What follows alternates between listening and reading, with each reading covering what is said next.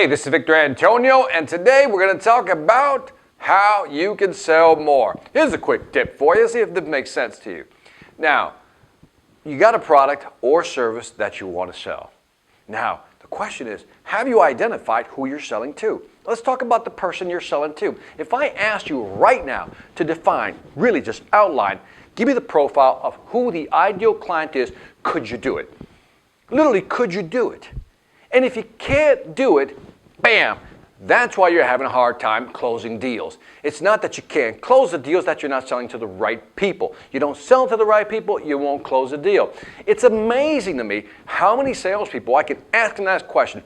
What's your demographic? What's your profile / persona of the person you're selling to? What do they look like? What are their characteristics? What's the demographics? What's the psychographics? Who are they? And most people go, oh, yeah, I sell to everybody. Well, when you sell to everybody, you sell to nobody. Because now you're just guessing at selling. You're just shotgun approach. That's what you're doing. Throwing stuff up against the wall, hoping something sticks. That's not selling. That's hoping, and hope is not a strategy. Never was, never will be. It's all about strategy. How do you do it? Who am I going after? So then ask yourself, who are you selling to? Male, female. Or let's go, if that's B2C, if it's B2B, what industry? What type of company? When I look at the company, well, how big is that company in terms of revenue? In terms of revenue, I got that. Well, how about the number of people that work for that company? Okay, well now let's look at the number of people that work for that company. Now, is there a certain department that you have to sell to within that company? Maybe it's the engineering department. If it's a B2B sales, great, I'm selling to the engineering department. Now, within that engineering department, is there a specific title or titles that you're looking for of people who are more likely to say yes to your product or service? If there is, now that you have their title, great. Now you have the company, you have the market segment, you have the type of company it is, you have the revenue, you know they can probably afford your product or service, you know the department, you know what the person now has a title of. So now, in approaching that person, now we have to study what are their problems. So when I talk to that person, let's say it's a vice president or director of engineering, what is that person concerned about? Ask yourself, now, psychographic, what is that person worried about? If I'm a director of engineering, what am I thinking about? Is the network going to go down? You know, do I have enough redundancy? Is the software up to date? Is it compatible? Is it upgradable? Is it integratable? Whatever it may be. See, now you're starting to get into the psychographics, the way they think about things. And once you understand what their pain points are, you're basically taking their point of view. Now you can sell your product more effectively. Do you see the type of detail I'm asking you for? So when I say, do you know who you're selling to, I really mean, do you know who you're selling to? All the way from up here, top level, 30,000 foot view, which is the company market segment, all the way down to ground level, face to face. I'm talking to this person. I understand their motivations. I understand their pain points. I understand the pressures that they're under. I understand them. This is the level of selling you have to get to, the identification process of the type of people you want to sell to. You want to shorten that sales cycle? Sell to the right people. You want to sell more often? Find the right people. You want to sell more to those people? Find the right people.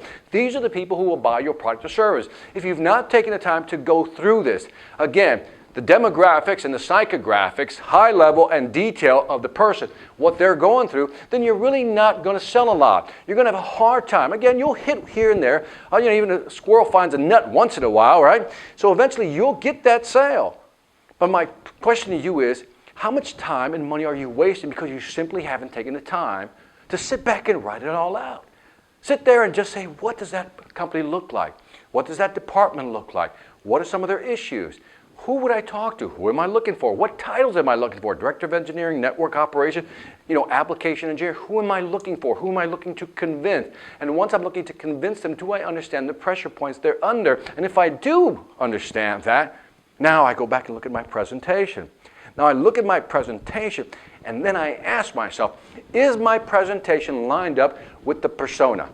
In other words, is my presentation going to answer their questions, their concerns, the pressures they're under? Is it going to help them increase their revenue, reduce the cost, expand market share? Is it going to help them save time or money? I have to have that in the presentation. See, the beauty of doing a presentation and being good at it is knowing who you're speaking to. If you know who you're speaking to, then developing a presentation is actually much easier. Get the idea? It's much easier. But when you're guessing at who you're selling to, you don't know how to present.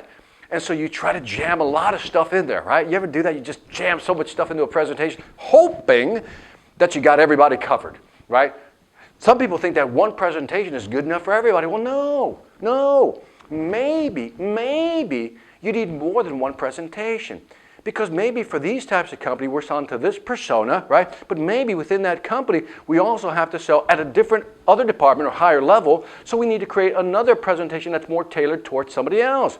So for example, if I know there's two people in the company that make a decision, if I've done my homework, I know that there's always the engineering person that makes a decision, right? But I also know that there's an economic buyer, somebody who worries about the money and budget. So now what I do is I develop an engineering presentation to handle those concerns, right? Those pressure points, those concerns. But I also have another presentation that talks about return on investment, total cost of ownership versus price. Get the idea? What is this really costing? How much is it going to save? Do some type of financial analysis. Now that's a different presentation. Same company, but now I know that I have to sell to two different personas. And again, what are the pressures the economic buyer is under? What type of pressures is that person under? Do I understand that? Do I know how to assuage those concerns through my presentation? Get the idea? Now, this may seem like it's overwhelming, but it really isn't.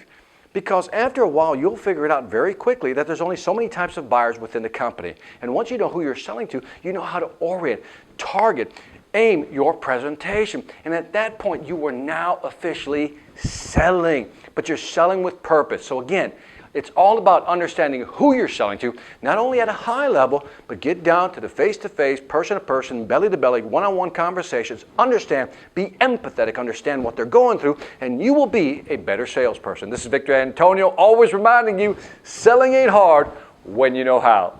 Take care. Every manager can feel it. The difference between a motivated, value-driven sales team and one that's stuck in a rut.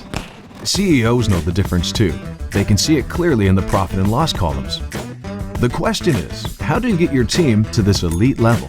Is there something extra you can do to break through the remaining resistance and equip them with the right mindset to grow your business? Yes, there is. But you're not going to do it with one of those cheesy inspirational speakers or some self-proclaimed guru.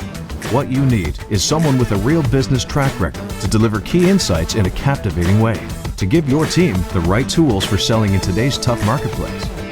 Enter Victor Antonio, experienced executive, innovative thinker, compelling speaker. He's ready to deliver the message you need your people to hear, not with a canned speech, but a customized, dynamic keynote designed to deliver results. Bring Victor Antonio to your next event before the competition does. Go to www.victorantonio.com for more information.